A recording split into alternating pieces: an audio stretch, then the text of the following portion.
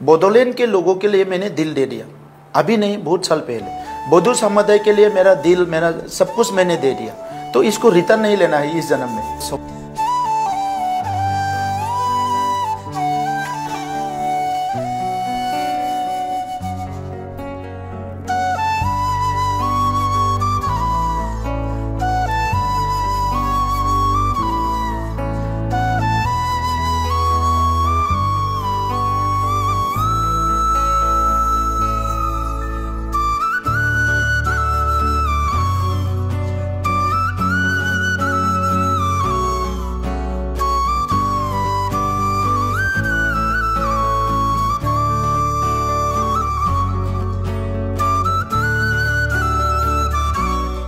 ये जो BTC area है, इसमें मेरा खुद का मेरा माता पिता अभी नहीं है, लेकिन बहुत माता पिता है, बहुत भाई बंधु है, बहुत समुदाय है जिसको मैं अपना दिल से मैं अपना मानता हूँ।